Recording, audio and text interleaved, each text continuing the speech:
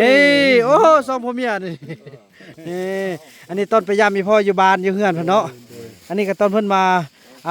มาซื้อรถซิ่งแล้วเพิ่นก็มามอบเครื่องพี่น้องเอ้ยเนาะนี่พอเราจันแล้วก็บ่าวคำน้อยพี่น้องเอ้ยเนาะขอบใจหน่อยพ่ออีแม่มาฮอดล้างถ้วยแล้วพี่น้องเอ้ยนี่กินน้ำเฮาอยู่น้ำเฮาได้มาเท่าไรก็มาซื้อมาอยู่มากินมาสายมาว่าบอให้ถ่ายคลิปมาสั่นโอ้นางตัดไฟด้วยตนเองเนาะไปป่าไปเฮ็ดอย่างอยู่ป่าไปอันพ่อนค่อยเข่งไปเนี่ยอันนี้บทเสร็จนอนมดมือบทเสร็จเปื่อนหมดจุบนักเอาผ้านำเสร็จโอกินไอ้เจ้านี่2 อันแซ่บเธออันนี้เอาผ้าจุบน้ำเอาผ้าน้ำเช็ดดีๆเด้อผ้าคนผ้าอย่างนี้เช็ดบ่มันเป็นขี้ตุ่มบ่เป็นขี้เดียวมันหัวแล้วไม่เท่ามีไปซะแล้วซาลีไปใส่จิไปยังพูนโทรหาลูกมื้อเช้านี่นะนี่แม่นกินโอ้อันนี้เอาหุบนี่มอบให้ใบเด้อเอาไว้เบิ่งเด้อหุบเจ้าเด้อเอาหุบตัวเองเนาะเห็นแล้วเนาะเอาไว้เบิ่งแน่ได้เบิ่งหุบตัวเองแล้วกินเด้อกินตะลีบ่ให้ได้โอ้นี่เอาไว้ให้มันน้อยกินเอาตัวลายโคตรของเขาน่ะสบายดีท่านผู้ชมเนาะสบายดี FC ของบ่าวบ่นำกันเบิดสุขสุขคนพี่น้องเนาะเมื่อกี้ก็พอบ้านเพิ่นมาข้อคมสิเลือเนาะอยากได้เบาส่งไป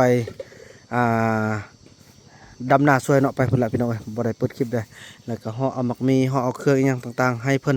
พอเมื่อก่อนบ่าวบ่นำก็ได้รับการช่วยเหลือจากเพิ่นตอนอยู่ในป่าเนาะสำหรับพอเบาส่งนี่ก็ตื่นพี่น้องเอ้ยเนาะขึ้นเบิ่งพี่น้องจักโมงปลุกบ่ตื่นเฮ็ดหยังก็บ่ตื่นเฮ้ยอันนี้จักโมงแล้วนี่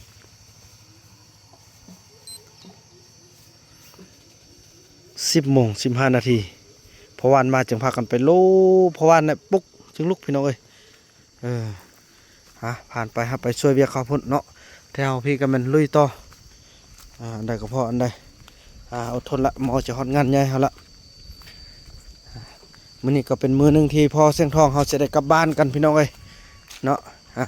จะได้กลับบ้านกันเอ้าไอ้คุณเพิ่นเบิ่งโทรทัศน์เนอะเบิ่งโทรศัพท์ตินี่มันเนาะมื้อนี้อีพ่อจะได้กลับบ้านแล้วได้นะพ่อเนาะมื้ออื่นกันบ่มื้อนี้เนาะเพราะมื้อนี้จักมื้ออะไรมาประจำได้พ่อวันที่16 17 18 19 21 22 23 6 7ป้าโทษอาทิตย์ป้าอาทิตย์ป้ายโอ้สมควรเนาะเนี่ยพี่น้องเป็นมือที่เพิ่นจะได้กลับบ้านเลยพอโอ้เรียกกับบอกไล่เพิ่นก็สละเวลาอันมีคุณค่ามาช่วยถือว่าเป็นตัวแทนให้ทางยาแม่เจียวอนเฮาเนาะนี่ถ้าสำเร็จภารกิจนี่ก็ในสร้างเสียสุรีมาคือเก่าเนาะ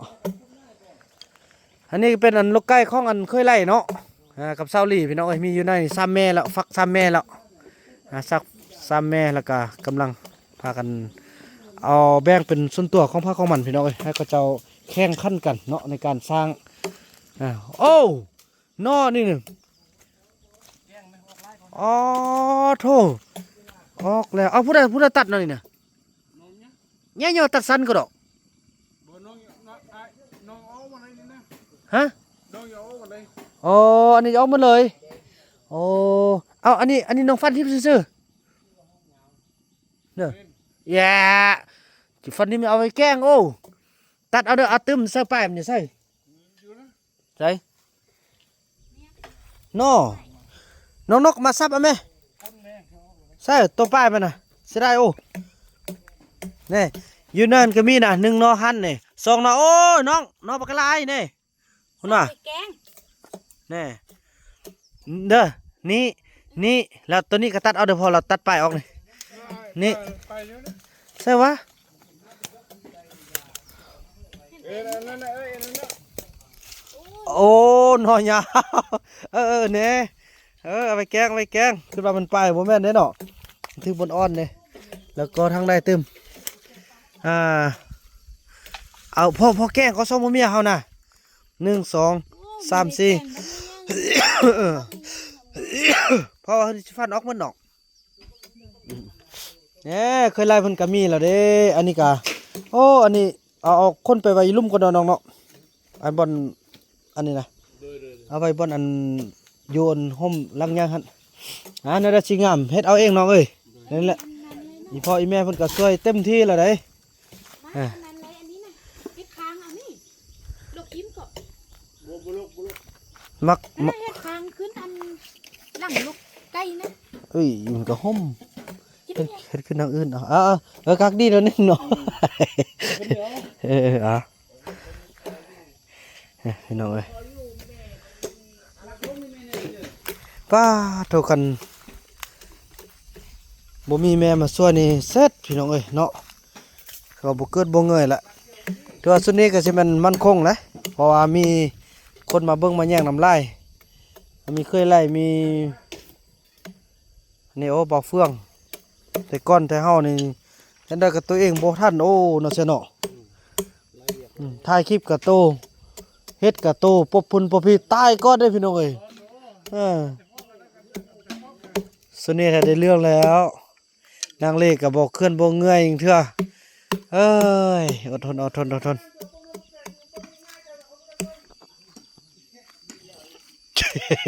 พ่อเสียงทอง นี่คุบขี้เยอะไปเลย อาจจะเราเนาะพบกันต่อไปเนาะขอโทษพี่น้องเนาะแล้วกะซาลีน่าจะควรเอาแบบอย่างเนาะขนาดพอเท่าจันก็ยังมาล้างถ้วยล้างบ่วงพี่น้องเอ้ยโอ้ขอบใจพ่อใหญ่เด้อโอ้ล้างถ้วยเนอะล้างถ้วยแล้วพี่น้องเอ้ยเนี่ย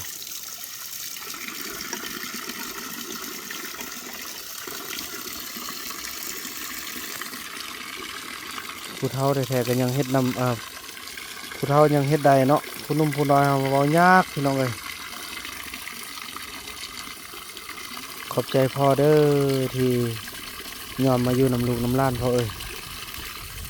ประวัติความเป็นมาของเฮาบ่แม่นน้อยๆเนาะพ่อเนาะกว่าเฮาจะมาฮอดจุดนี้มีพ่อกับเมื่อยลูกกับเมื่อยนำกันเนาะวันนี้มีพ่อมีเฮือนอยู่นำกันล่ะพ่อเอ้ยนะ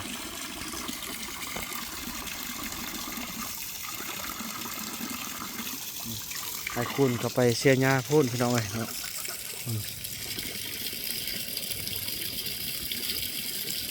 ไอ้คุณน่ะเนาะส่วนเคยไล่ไอ้เฟืองเคยเดียวจะพุ่นบ่าวนูนบ่ฮู้ว่าไปเซอไปบ่ขอบบ่าวส่งพอทวารหาก็มาเอา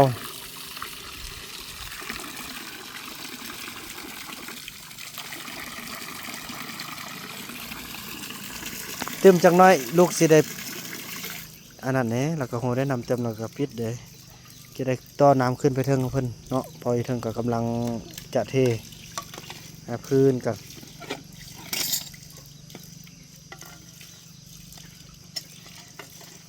โอ้พี่น้องจากชีวิตที่อยู่ในป่าเนาะ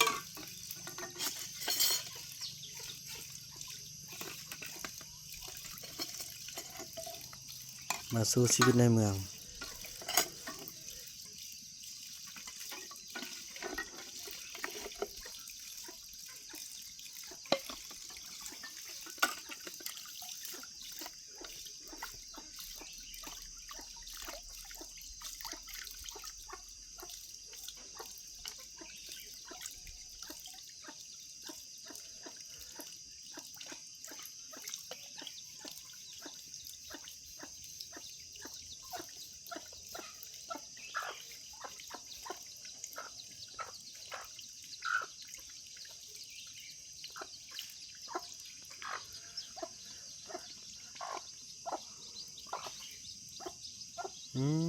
แกเพิ่นก็พาลูกมากินนี่เนาะแกนี่จะไปเคยไล่เพิ่นกำลังแปลงคลองเพิ่นจะเลี้ยงอยู่เทิงพุ่น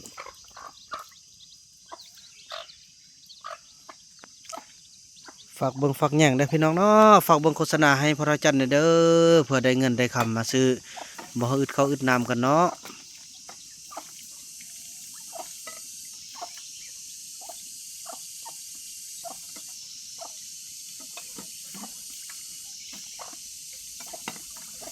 นี่ล้างถ้วยล้างบวงกัน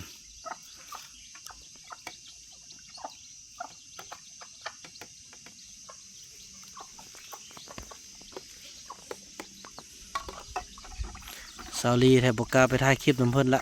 เพิ่นหายละบ่ถ่ายกับบ่ถ่ายพี่น้องเอ้ยถ่ายผู้อื่นดีกว่าเนาะเจ็บใจพี่น้องเอ้ยกินน้ำเฮาอยู่น้ำเฮาได้มาเท่าไรก็มาซื้อมาอยู่มากินมาสุดท้ายมาว่าบ่ให้ถ่ายคลิปมาสั่นโอ้นางตัดไฟโดยตนเองเนาะ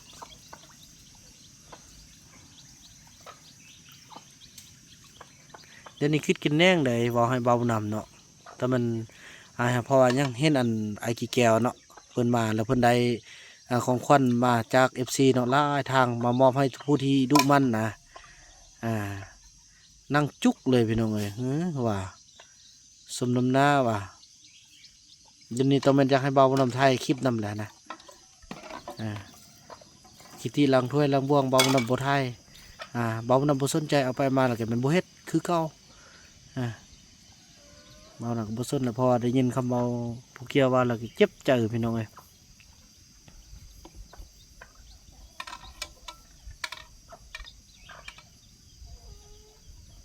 เพิ่นฮู้แล้วติบาดนี้การที่ว่าเฮาทายทำผู้ใดเฮ็ดเวียกเฮ็ดงานได้แล้วเพิ่นได้สิ่งที่ตอบแทนนะ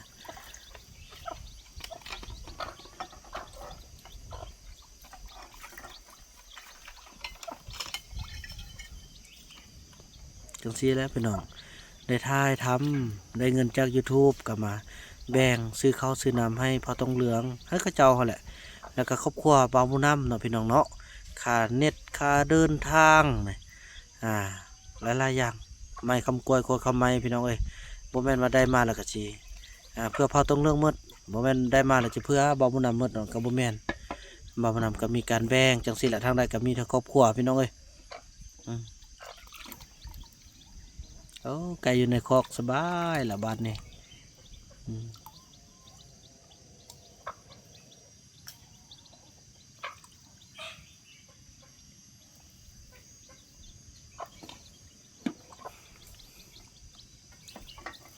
แหมโอ้ยพ่อเอ้ยดีใจเด้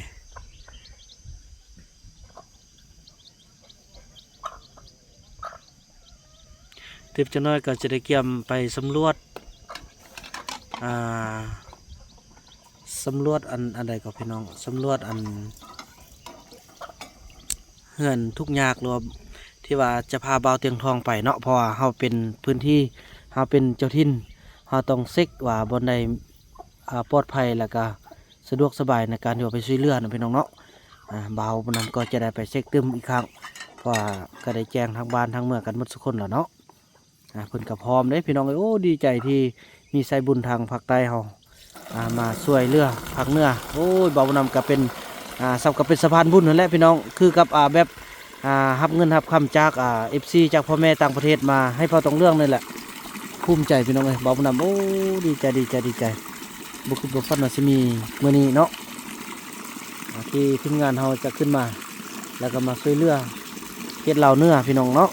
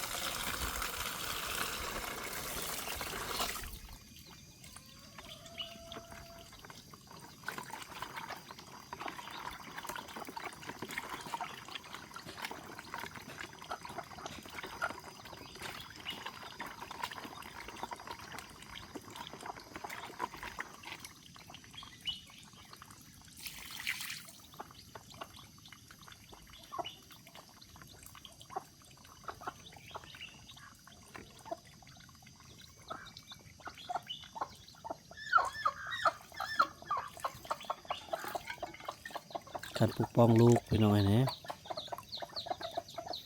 บัดนี้เพิ่นกำลังกลับแล้วเด้บัดนี้เนาะกำลังใส่เนี่ยเพิ่นก็สิย่างกลับนี่โอ้ไอ้คุณแล้วล่ะเด้อไอ้คุณสิย่างแล้วพุ่นแล้วเด้อเตรียมมื้ออื่นแน่มื้ออื่นอาจสิมาเทบ่หลังถ้วยให้เด้ออาจจะให้เขามาเทบ่หลังถ้วยให้เด้อมื้ออื่นเด้อปุ้นไอ้ซื้อมาให้แล้วเด้อโอ้พระจันทร์มันเนาะมันเนาะหลังถ้วยเป็นเนาะ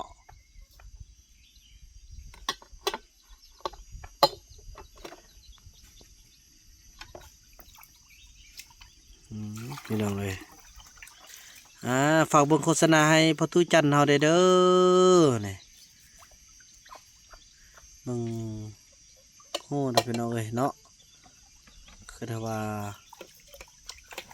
ย้อนหาอยู่หากินพี่น้องเลย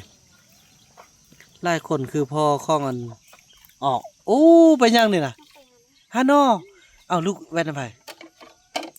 โอ้เกี่ยวไปตอนมันรับเนาะนี่น้อยยันนะมีก่อนน่าจะไปลุ่มไล่ก่อนหนึ่งโอ้เนอะเด้อ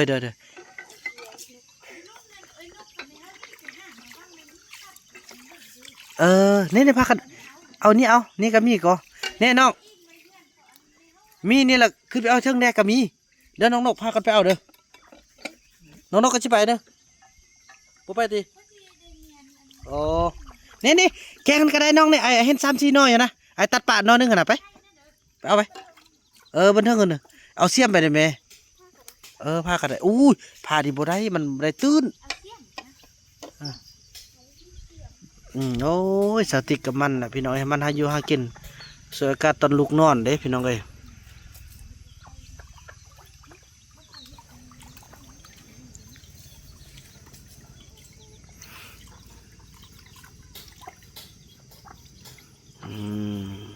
โอ้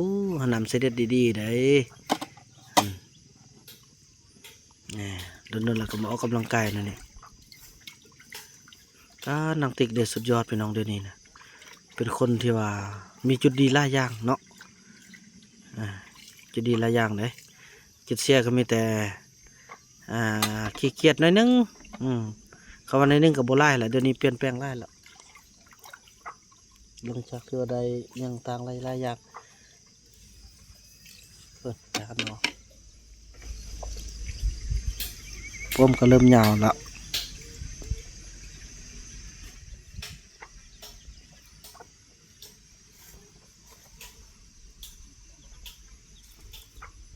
เพิ่นไปซอกเสียมตัวเตาเขาแล้วล่ะ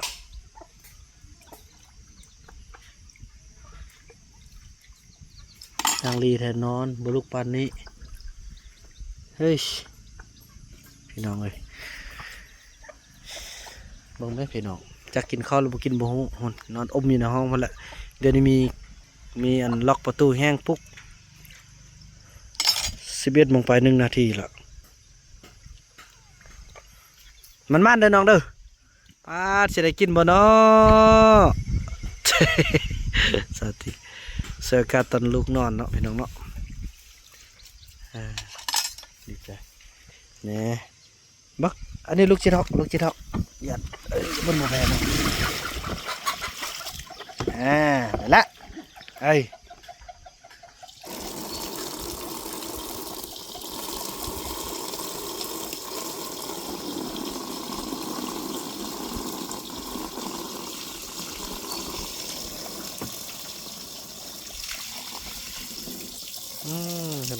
ล้างเมียนเรียบร้อยโอ้ล้างแล้วก็แบบบ่อยากให้เปื้อนเนี่ยพี่น้องเนาะ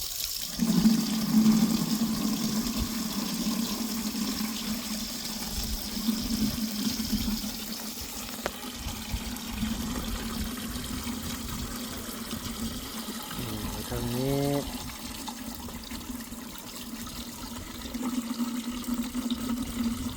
เอาน้ำไปยังมือหนึ่งหิ้วน้ำนี่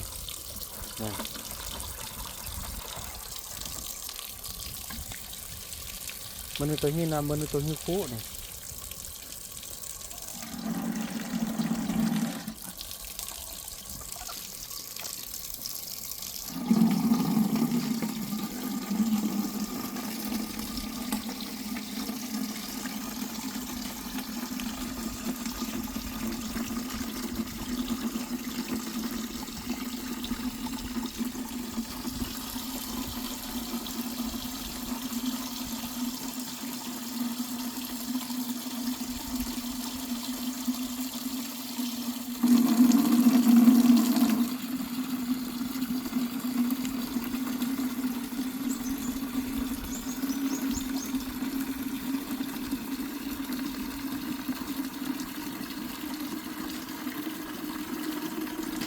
โอ้จะเอาไล่แท้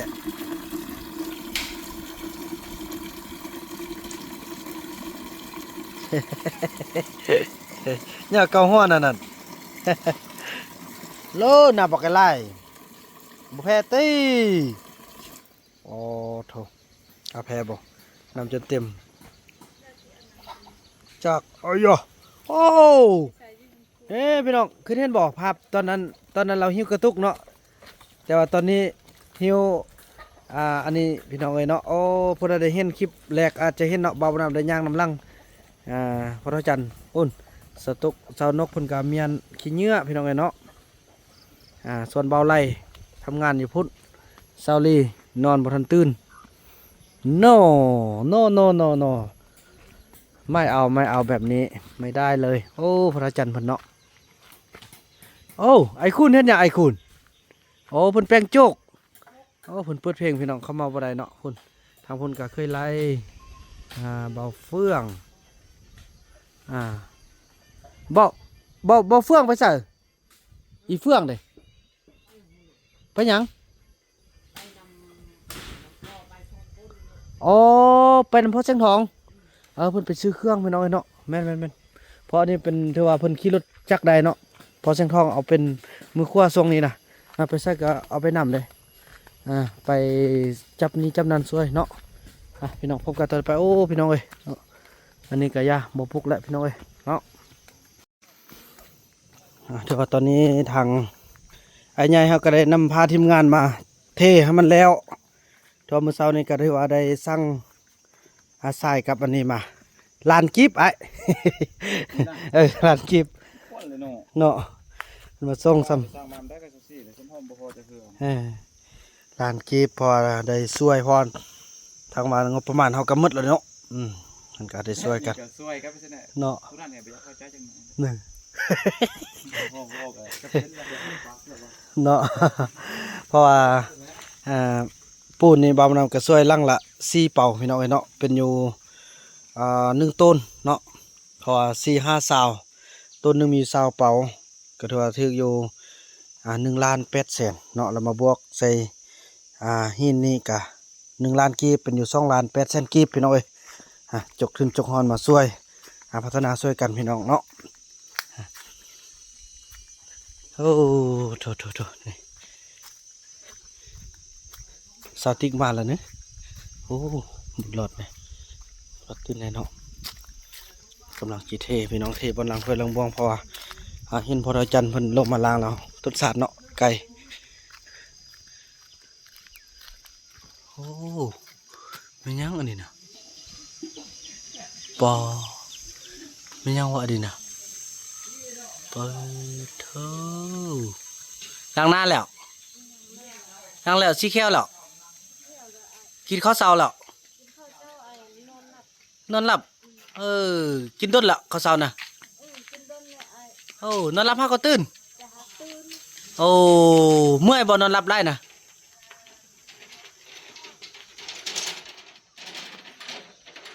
ซาลีนอนห้าก็ตื่นเบิ่งโมงพี่น้องเอ้ยเบิ่งโมง12 โมงย่างพี่น้องเอ้ยห้าก็ตื่น โอ้ผู้ใดได้เป็นเมียนี่รวยแท้พี่น้องเอ้ยรวยเฮ็ดบ่แม่นอื่นดอกเนี่ยเนาะอันนี้เท่ากับจัดการให้มันสำเร็จเนาะเนี่ยมันให้สำเร็จมานี่โอ้ดีใจบ่เคยไล่เมียห้าก็ตื่น12 โมงย่างละบ่ตื่นแล้วแ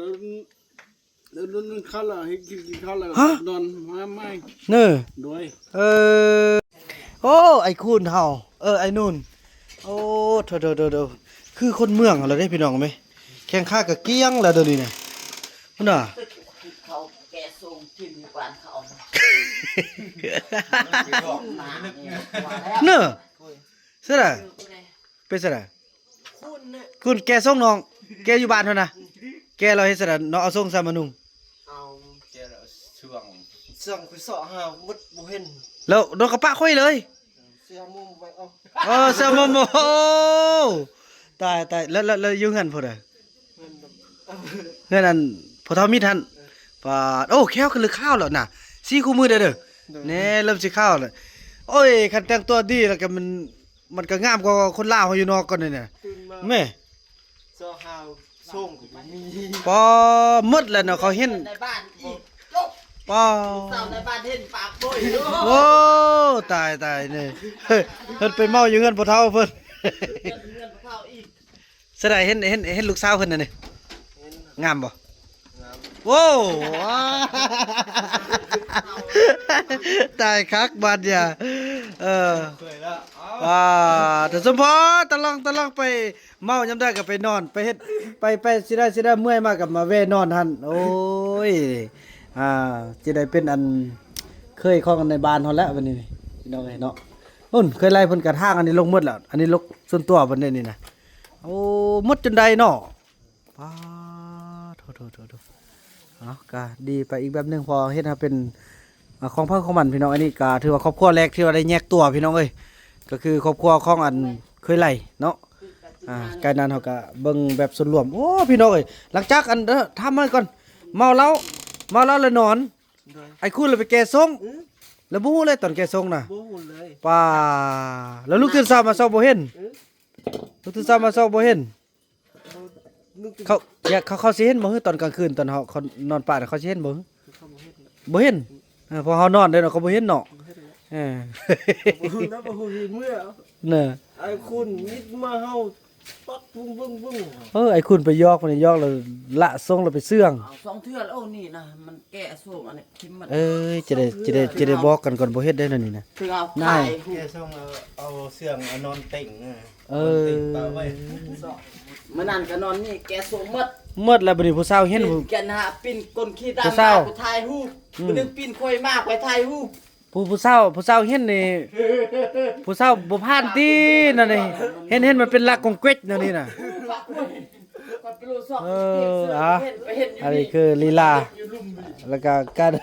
เรื่องวุ่นๆของพี่น้องพอต้องเรื่องเอาพี่น้องเนาะ เงินในบ้านปักไว้ในบ้านเบิ่ง สิบ แกบ่แกล่าแล้วเอาเครื่องไปเสื่องอีกเด้ โอ้ไอ้คุณน่ะ มันก็เสื่องไหนอยู่นี่น่ะ เสื่องไปต่อครับ5ว่าใส่เครื่องโน่นน่ะที่บอกว่าบ่ใส่กล่องอัดเสื้อแล้วนอนติ้งไว้ ป้าบ่ได้ได้สิได้ นี่ สอน มันนั่นก็อยู่นี่มันก็เห็นนั่นนี่มัน บ่ได้แกะออกบัด ยอกนะบ่ยอกเนาะไอ้คุณเนาะ มันแกะออกหมดมันทุกข่อยเพื่อนไปเบิ่งบักนึงมันเมาเหล้ามันแกะส่งมันปากข่อยอ้าวผิดตัวเนาะลูกอ้าวปีนขึ้นขี้ดำข่อยก็เอาโทรศัพท์มันถ่ายโอ้มันนี่มันนึงปีนข่อยปากข่อยตะเล่งข่อยถ่าย ไอ้เฟืองนุ่งทรงมันนี่สุดยอดจะบางเทื่อนี่แบบว่าสุดไล่นี่ที่ผ่านมานี่นุ่งแต่เสื้อกลอดแล้วเขาอ่อนเขาว่าบ่สุภาพนะนั่นนี่โอเคแล้วสุภาพแล้วแบบนี้นะ โอ้พี่น้องเนาะอาสนกกับครัวกินอยู่พุ่นเฝ้าเนี่ยกับครัวกินนี่พี่พอแสงทองก็ได้นำผ้าเขาเจ้า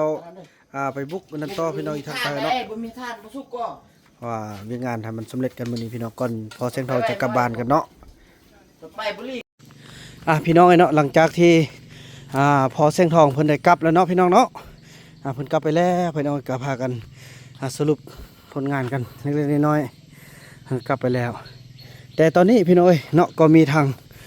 พ่อแสงจันทร์เนาะแล้วก็ทางแม่หรือว่าพระอาจารย์แสงจันทร์เนาะผู้อุปถัมภ์ปลายพี่น้อยนี่เพิ่นมาฮอดมาเทิงแล้วพี่น้อยนี่เพิ่นมีหูบอีกเด้อพี่น้อยเนาะ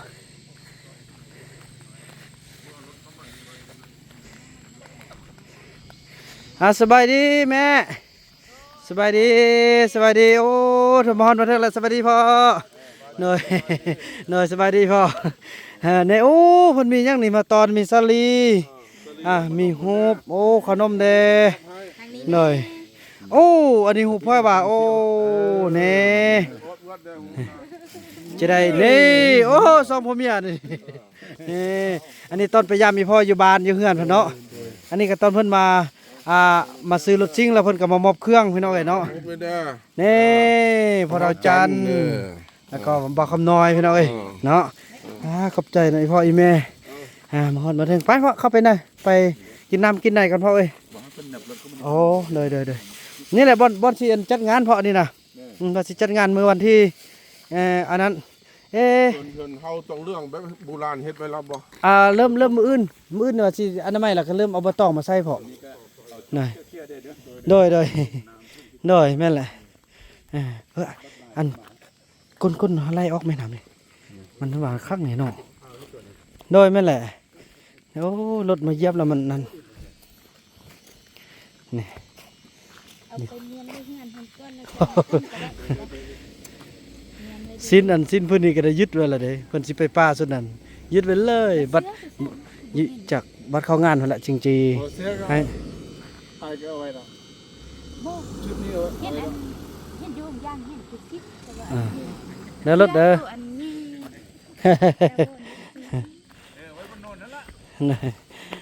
อันนี้บนเลี้ยงไก่เพราะอันนี้นะเลี้ยงไก่อันนี้นะเลี้ยงไก่ไปได้เลยอยู่ทางล่างพูดอันน้องปลาคลองใส่ไก่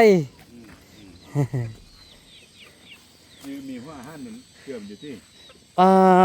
สลี เดี๋ยวนี้เห็นบ่มีแดบ่มีแดไปเรียกเอาข้าวสารโยนไปแดสลีกับกำลังเพียงเอิกเพาะ เชื่ออาหารเอาก่อนกินเอาโยนให้มันก็ได้ ดอยนี่เอาเคยไล่เซาลีนบ่ลูกปานนี้ติ สามีนอนน่ะ ดอย งานแบบนี้เนี่ย ดอย จากหลังนี้ ห้าหลังแม่เตรียมมอบรับโครงการมือวันที่27นี่แหละ อันขนมอีแม่อันนั้นบอกอีแม่ไปย่ายอันให้ไม่เท่าแพทย์บอกยายพอเท่ากับมือเลยบ่ ยายเอา อ๋อได้เบิ่งอันมาฮิสระเนาะ สลีให้กันไปกินเอา หน่อยหน่อย กันเลือดแล้วลูกสิกินดำลัง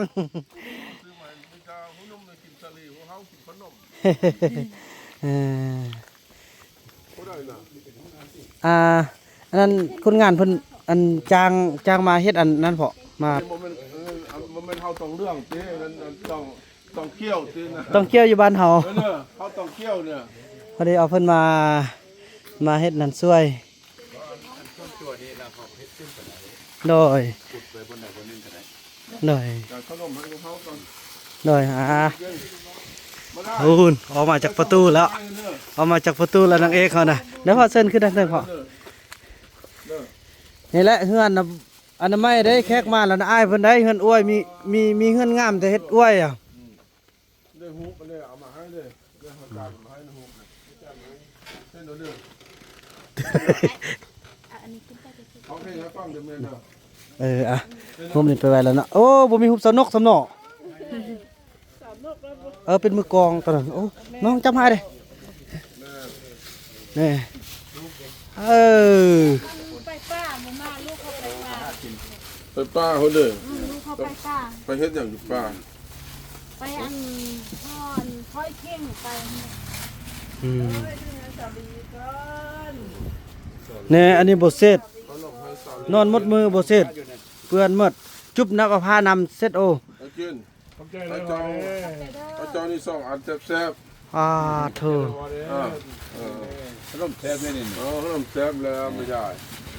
โอ้เป็นตาแซ่บได้หุ่นน่ะขนมนี่น่ะแซ่บขนาดเลย ก็ดีเราคนมีเงินให้อยู่แล้วเนาะ โดย เขากิน บ่ได้ยายบ่ได้มีแล้วบ่เนี่ย บอกเพิ่นได้พอนี่บอกเซาลี่ได้ บอกซะเลยโห อย่าขี้คร้านบางเทื่อบ่อาบน้ำบ่ซี่มือพุ่นน่ะ โอ้บ่ได้บ่ได้ เออ โอ้คนผู้บังงามไปเฮ็ดกินลายแท้ เออ อาบน้ำเด้อ อาบน้ำใส่สบู่ใส่น้ำหอมใส่ข้าวแป้งได้โอ้ จะนึกก็อัญญา ลูกตื่นเช้าก็ให้อันนึงข้าวสวยพัวได้อันนี้บ่นึงข้าวจักมือ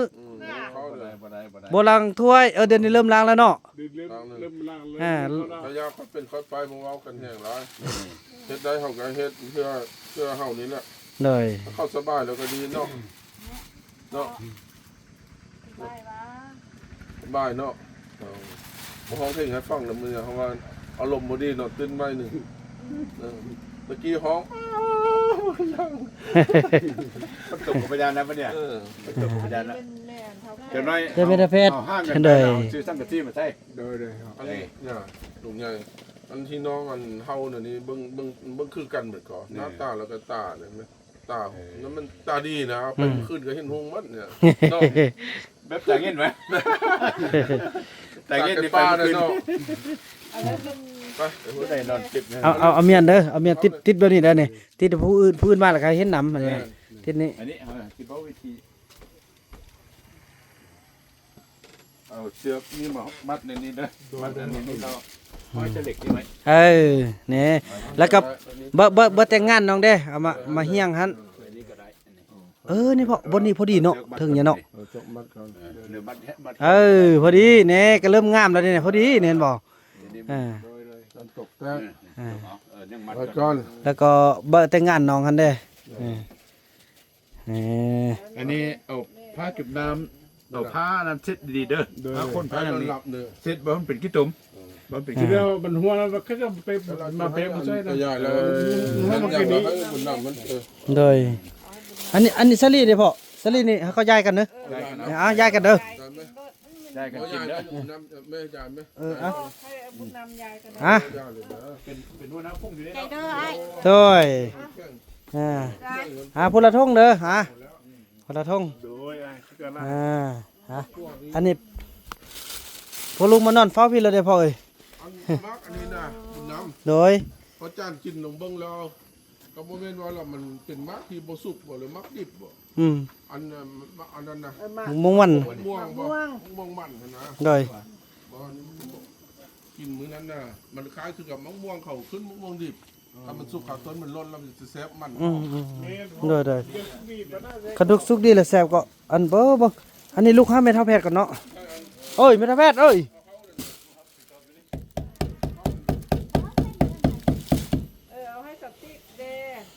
เม็ดเท่าซิมบัมบ้า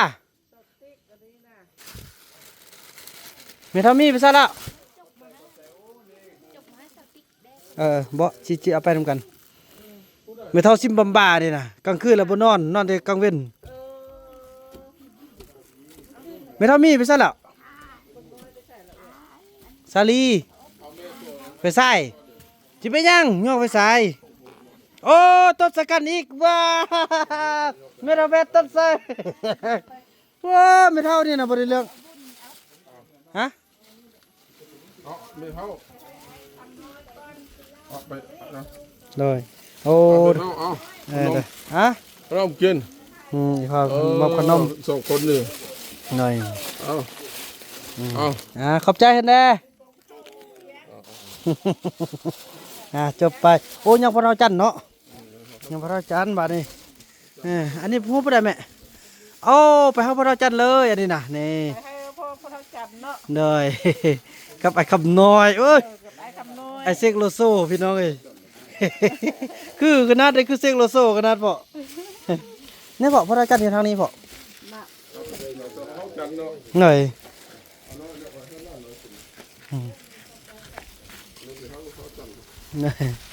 โอ้ไอ้บลอดเอาละเนอะไอ้เอาละบ่เออ ยังสาลี โอ้ยังสาลี ตัดใส่แห้กับมือเลยพ่อนี่โอ้ยเห็นอักดุรยักษ์โอ้ยจ้ะ เป็นลุงช่องเปิดแล้ว โอ้เป็นเพื่อนๆหรอกขอบใจเด้อวะขอบใจก่อนลูกขอบใจเด้อ เฮ็ดซะแล้วลูกขอบใจนกขอบใจนกขอบใจพ่อเด้อขอบใจเด้อ อ่ะไอ้ลูก โอ้มันเริ่มคิดดื้อแล้วมันเริ่มบ่ฟังคือต้องเรื่องแล้วบ่ได้เรื่องเว้ย ไม่เท่าซิมบัมบามาปลุกตอนเว้นจนได้ตีตาก็ไม่รู้ โอ้ไอ้คุณเฮ้อันนี้ลูกไก่ข้าวซาลีน่ะขนาดได้พัดเด้อตอนนี้อีพ่อเพิ่นขึ้นเอาหูบเอาขนมให้ กระจายให้คนนุ่มคนน้อย เลยโอ้ นั่งนี่พ่อ ฮะนางพ่อ นี่ มีเฮือนอยู่ละบาดนี่ กินตัวนี้ก่อนเนาะกินเลยเนาะอยากให้กินเนาะ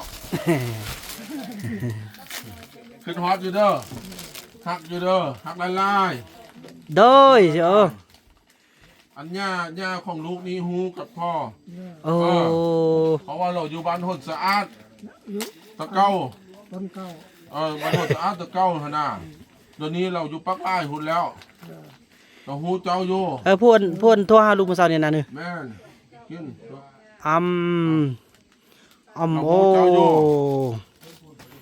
อันนี้เอาฮูบนี่มอบให้ใบเด้อเอาไว้เบิ้งเด้อฮูบเจ้าเด้อเอา หูตัวเองเนาะ เห็นแล้วเนาะเอาไว้เบิ้ง แน่ได้เบิ่งหูตัวเองแล้ว นี่มากินเด้อมากิน ถ้ารีบมาให้ ได้โอ้นี่ เอาเงินไว้ให้คนนมมันน้อยกินเอาเอาตัวไล่โคตรของเขาเลยตัวส้ม นี่ มันไล่เอาไว้ให้คนมันน้อยกินเลยสักน่าเลยเราที่กินบ่หมดอีกบุ๊กกินนะ นี่ เอากินชาลีนี่เติมเนาะงั้นให้ลูกข้างล่างกินเลยเนาะมันเป็นอย่างเต้แห้งๆเนาะอ๋อพูดดีอัลโลได้ยินดีเนาะ ซื้อยังซื้อเดียวกันก่อนนะโดยซื้อเดียวกันซื้อพ่อจันคือกันแม่นนะพ่อเนาะคันว่าซื้อน้อยนะพ่อเนาะโอ้บ่แม่นอันนั่นน่ะอัน เด้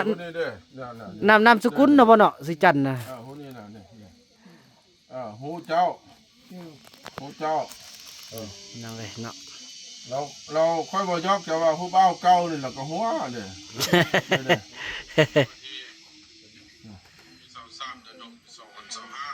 อันนี้เป็นเอื้อยกกโดยอยู่บ้านโหดสะอาดเนี่ยแม่น แต่นี่น่ะ แม่น พ่อบุญอยู่ใต้นี้ พอบุญอยู่บ้าน ที่สว่าง สีสว่างอันนี้เป็นสายเลือดของแม่เขาคนนี้แหละเนี่ยหูเจ้าหูพี่น้องหูเราหูมัด โอ้ เจ้าแก่เราหูมัด ได้ ตะเก้าอันพี่น้องเขาอยู่ห้วยอันเนี้ยก็เป็นบ้านโหดสะอาดอยู่ห้วยเลิกคนหน้าอยู่ห้วยเมียงอยู่ห้วยส่งบ่ แม่นยันแม่นอยู่ตะเก้ามันมีห้วยเลิกหรอบอกห้วยขี้เขียวโหดสะอาด โดย ทางมาทางเที่ยวนี่นะ ห้วยส่ง นี่พี่น้องนี่ตะกี้ลายหรอวะฟังนะแต่ปี80ป่านี่ลายได้ ตอนนั้นเพิ่นอยู่นี่ว่าอีแม่น่ะ หมอบ้านเกิดอยู่นี่เลย โอ้ หูมาหูหมดเลย ได้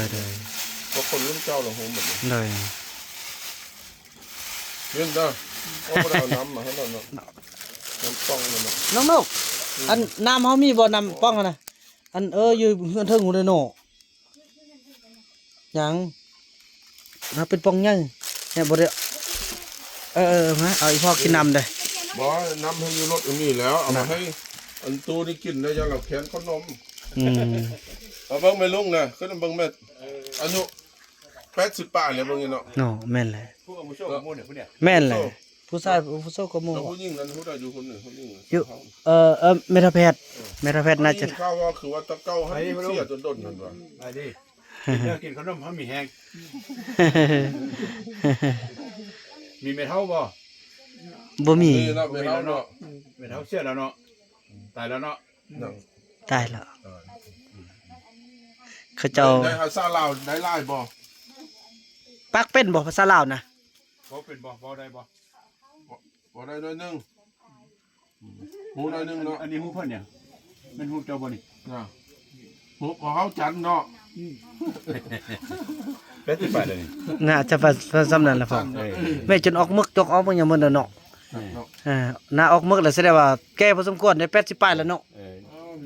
อารหัสนี้มันให้ซื้อให้นะ มี FC เพิ่นอยู่ทางฮ่องกงบ่อันซื้อ แล้วก็มันอันนั้นระบบไฟจะเป็นหมดเนาะ แม่นแหละ อันมีทางไอ้ขี้แก้วน่ะเป็นสะพานบุญมาให้มันน่าจะเป็นเอื้อย ได้แต่ผู้เดียวนี่วะ เดี๋ยวนี้ได้ซ้ำเครื่องแล้วพ่ออันนี้แล้วก็หันบอลนู่นแล้วก็ซาวติก มีรหัสละ มีผู้เปิดไปยังเขาเบิ่งด้วยว่าแนะนำ เปิดอื่น เด้ออันตั้งติดตั้งแล้วเฮาก็ติดตั้งว่าแล้วบ่ทันใดนั่นลูกสิได้โทรหาอันได้สร้างมาแปลงให้กันได้อยู่ เราเบิ่งว่าติ บ่ทันเบิ่งเถื่อเบิ่งแต่เฮือนนางติ๊กสเอาไม้ฟาดเฮือนเท่านึงบ่นั่นบ่ได้แปลงเถื่อนะ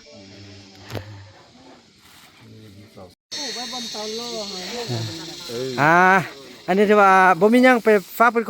ของตอนอีพ่อเนาะทางอาจารย์พ่อแล้วก็ทางแม่แล้วก็ทางอีพ่อเพิ่นมายามก็มีแต่เบียร์มะม่วงมันพี่น้อยเนาะนี่ จังซี่แหละยังทุกข์ยังยากพอเอ้ย ว่ามันบ่มีไล่ เนาะก็บ่ทันได้ออกเทื่อ พูดแหละไปเก็บพูดเขาไปเก็บ น่ะปืนผู้พุ่นล่ะ กันบ่อยู่นำพี่น้องเฮาต้องเรื่องอยู่ที่ครอบคลุมเวียกซอยอัน ลูกชายบุญนำว่าเขาว่าหมดศรัทธาหมดบ่อยากเฮ็ดแล้วอยังไปอยู่นำก็อยู่เด้อ ไปจักคนนำ ไปเฮ็ดอยู่ เพิ่นว่าไปอยู่ไสก็บ่พบคืออยู่นี่เพิ่นว่า อยู่นี่ก็อยู่ไปจนว่า ไหน บ่อยากอยู่เนี่ยเด้อ ไหน เอาไปอยู่นำ คันมื้อ เนี่ยน่ะสิแต่งให้ คันมื้อใดบ่อยากอยู่แล้วก็บอกเด้ออันนี้ก็ซ้ำกับอันพ่อคิงๆแหละ ไปอยู่ไม่ก็มุก4ล้านเนาะเอามาเฮ็ดเยอะได้ที่เนาะ ลูกก็บ่ประชาเพิ่นเหมือนนี่ โห น่ะ คือไอ้น้องกันเนาะ อยากคืออีพ่อเนาะบ่แค่นั้นโดยแม่นแหละ เบิ่งห่างค้าง บางครั้งคืออีพ่อขนาดเด้อ ลีลาเบาก็คือเด้อ เออบ่แม่นแหละลีลาบ่คือ มันก็ แต่ลักษณะคือ ว่ามันเป็น เด้ออัน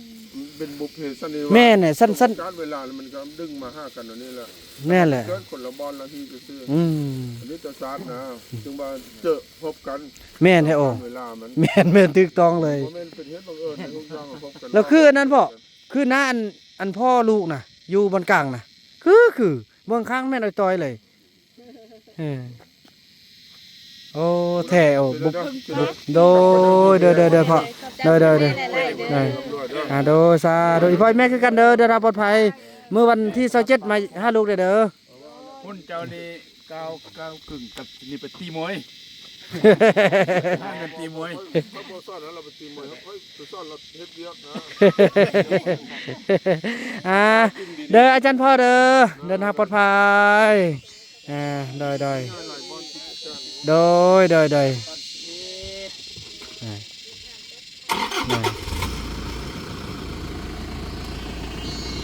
น้ำก็มีบ่น้ำ โดยมีอยู่พ่อ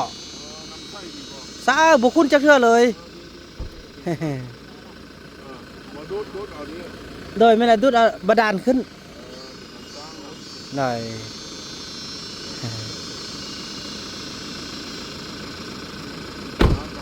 โดยเดินทางปลอดภัยพ่อเจอกันวันที่27พ่อ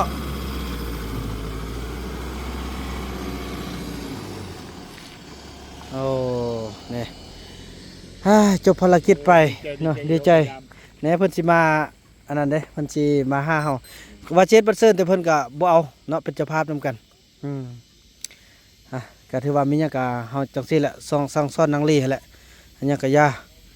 ให้บ่ให้คือเก่าเนาะก็ค่อยเป็นค่อยไปจังซี่แหละบ่แบบนี้เฮาบ่อันแบบว่าบ่ไปจุกจิกเราบ่ไปเว้าหยังแล้วก็เอาไปมาแล้วก็ขึ้นเองเด้เฮาบ่อยากเว้าแบบอิหยังต่างแล้วก็ค่อยพัฒนาตัวเองเขาเขาบ่ได้สนใจเฮาเด้เห็นบ่เฮาบ่เว้าเขาก็บ่เว้านำเฮาหั่นน่ะลักษณะมันสิกลับคืนความรักว่าเมื่อก่อนเฮามีคนเคยกินเหล้าเอิ้นมาใส่เคยร้องเพลงไปเที่ยวพาไปบ่นั้นบ่นี้มาเดี๋ยวนี้เฮาไปใส่เฮาก็บ่เอิ้นเฮาก็บ่เลี้ยวอิหยังต่างมันคืดบาดนี้ให้มันคืดดนๆรถตัวนี้นะจังซั่นแหละพี่น้องเอ้ยเนาะถือว่าคลิปนี้บ่าวนำจะขออนุญาตจบคลิปกันเพียงส่ำนี้ก่อนเนาะพอจังเฮาเพิ่นก็กลับบ้านแล้วพี่น้องเอ้ยแล้วก็ดีอกดีใจเนาะถือว่าขอบคุญขอบคุณทางย่าแม่จันตลีคำวงศาย่าแม่เจียวอนแล้วก็ย่าพ่อส้มแพงเนาะอยู่ทางสหรัฐอเมริกาที่เป็นผู้อุปถัมภ์คำสู้ทุกอย่างนี่พี่น้องเนาะทางลุ่มนี่ก็จะเป็นทางพ่อส้มแพงแล้วก็ทางย่าแม่เจียวอนอยู่ทางเทิงหันก็จะแม่นย่าแม่จันตลีคำวงศาเนาะอุปถัมภ์คำสู้ทางลุ่มนี่ก็ 1,500 บาท1,500 เหรียญเนาะถึกอยู่30 ปลายกว่าล้านกีบอยู่เทิงนั้นก็ถึกอยู่ของยาแม่จันทลีคำวงศา550 เหรียญถึกอยู่11 ล้านปลายพี่น้องเอ้ยเนาะก็ถือว่าแจกใหญ่ตามหรือว่าเวียกงานที่แม่ได้แนะนำและก็ตามจุดประสงค์ที่แม่อยากช่วยเหลือเป็นที่เรียบร้อยเนาะขอบคุณขอให้ทุกท่านอยู่ดีมีแห้งอยู่มีใส่ไปมีโชคสุขภาพร่ำรวยเข้มแข็งเด้อปราศจากจากโรคภัยไข้เจ็บต่างๆขอให้มีความสุขบ่ว่าจะสุขกายสุขใจสุขด้วยทรัพย์สินเงินทองสุขด้วยทุกอย่างที่มุ่งมั่นปรารถนาโดยเถิดเนาะคลิปนี้บ่าวนำจะขออนุญาตจบคลิปกันเพียงส่ำนี้แล้วก็พบกันใหม่ในคลิปต่อไปเนาะคลิปนี้บ่าวนำขอกล่าวคำว่าสบายดี